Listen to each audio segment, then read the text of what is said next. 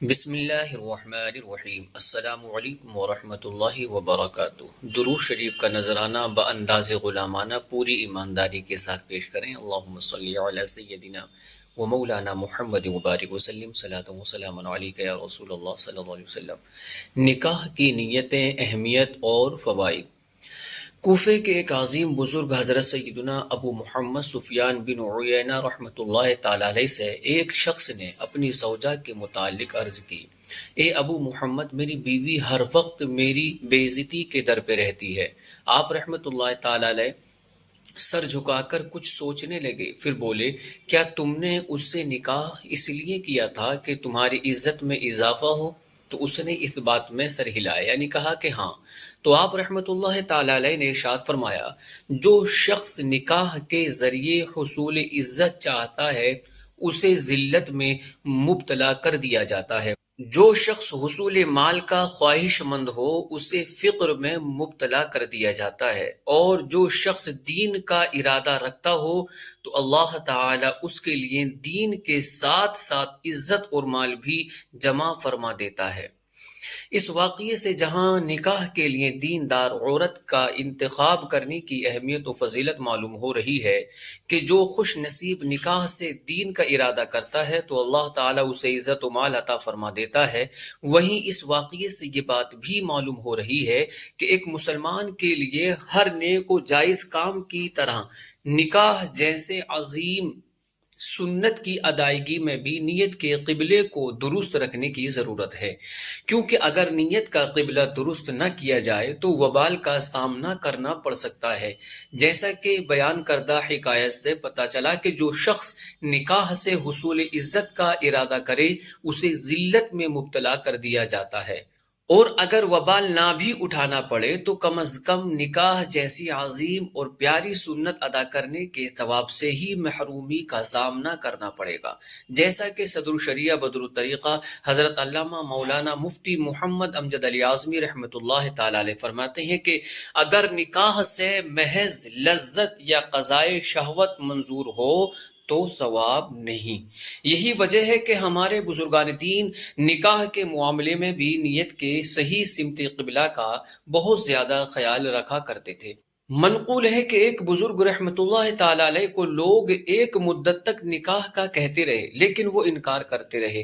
ایک دن وہ نیند سے بیدار ہوئے تو فرمانے لگے: میرا نکاح کر دو، میرا نکاح کر دو۔ لوگوں نے ان کا نکاح کر دیا اور ان سے اس تبدیلی کے بارے میں پوچھا تو انہوں نے فرمایا: میں نے خواب دیکھا کہ قیامت قائم ہو گئی ہے اور میں لوگوں کے ساتھ میدان محشر میں ہوں۔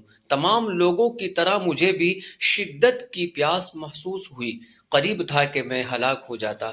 اچانک میں نے دیکھا کہ چند بچے صفیں چیرتے ہوئے مجمع میں آئے اور ان کے سروں پر نور کے رومال، ہاتھوں میں چاندی کے کٹورے اور سونے کے کوزے تھے۔ وہ مجمع میں تلاش کرتے ہوئے بعض کو پانی پلاتے اور بعض کو نہ پلاتے۔ میں نے بھی ان کی طرف ہاتھ بڑھاتے ہوئے کہا کہ مجھے شدت کی پیاس لگی ہے، مجھے بھی پانی پلاؤ۔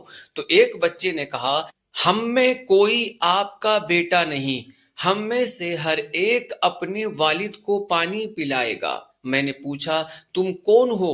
تو انہوں نے کہا: ہم مسلمانوں کے وہ بچے ہیں جو بچپن میں فوت ہو گئے تھے۔ پھر ان بزرگ رحمت اللہ تعالی علیہ نے لوگوں کے سامنے گویا نکاح کے معاملے میں اپنی نیت کا اظہار کرتے ہوئے فرمایا کہ ممکن ہے کہ اللہ تعالی مجھے بچہ عطا فرمائے، پھر اس کی روح قبض کر لے تو وہ آخرت میں میرا پیش رو یعنی بارگاہ الہی میں میرا سفارشی ہوگا۔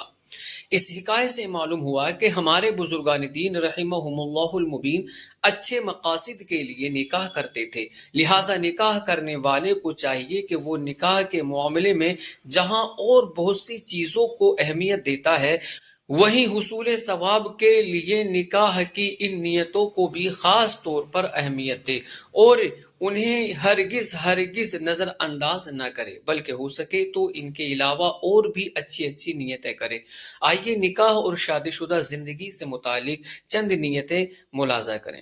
رسول اکرم نور مجسم صلی اللہ علیہ وسلم کی سنت مبارکہ پر عمل کرنے، اپنے آپ کو فعل حرام سے بچانے اور غیر محرم عورتوں کی طرف توجہ کرنے سے بچنے، زوجہ یعنی وائف کا نان و نفقہ اور حق مہر ادا کر کے ثواب کمانے، دل و دماغ کو برے خیالات سے پاک کر کے دل جمعی کے ساتھ عبادت کرنے کے لیے نکاح کروں گا۔ نکاح کے ذریعے اپنی ایمان کی حفاظت کروں گا۔ نکاح کے لیے دیندار رفیق حیات کا انتخاب کروں گا۔ حصول اولاد کے ذریعے آپ صلی اللہ علیہ وآلہ وسلم کی امت میں اور مسلمانوں کی اجتماعی قوت میں اضافے کا سبب بنوں گا۔ بیوی بچوں کے حقوق ادا کر کے حقوق العباد کی ادائیگی کا ثواب حاصل کروں گا۔ بیان کردہ نکاح کی نیتوں کے علاوہ شادی کرنے والے مسلمان کو حصول ثواب کے لیے ان نیتوں کو بھی پیش نظر رکھنا چاہیے کہ رسول کریم صلی اللہ علیہ وآلہ وسلم کی نکاح والی پیاری پیاری سنت کی ادائیگی میں شرعی تقاضوں کا پاس رکھوں گا، غیر شرعی معاملات و رسومات اور پیسوں کے بیجا اسراف سے بچوں گا۔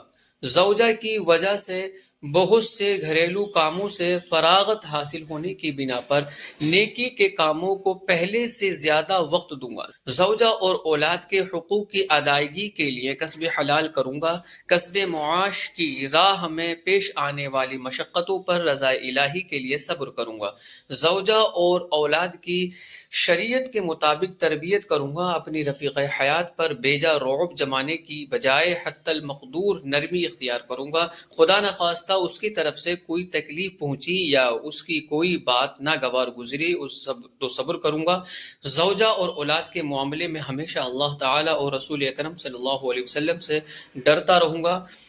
بیان کردہ نیتوں کو پیش نظر رکھتے ہوئے اسلامی بہنیں بھی شوہر کی اطاعت، اس کی اور اس کے والدین کی خدمت، شوہر کے گھر بار، مال اور ناموس کی حفاظت، اس کی حلال کی کم آمدنی پر قناعت اور بچوں کی اسلامی نقوش پر تربیت وغیرہ سے متعلق حسب حال اچھی نیتیں کر سکتے ہیں۔ صلی اللہ علیہ نبی الامی وآلہ صلی اللہ علیہ وسلم۔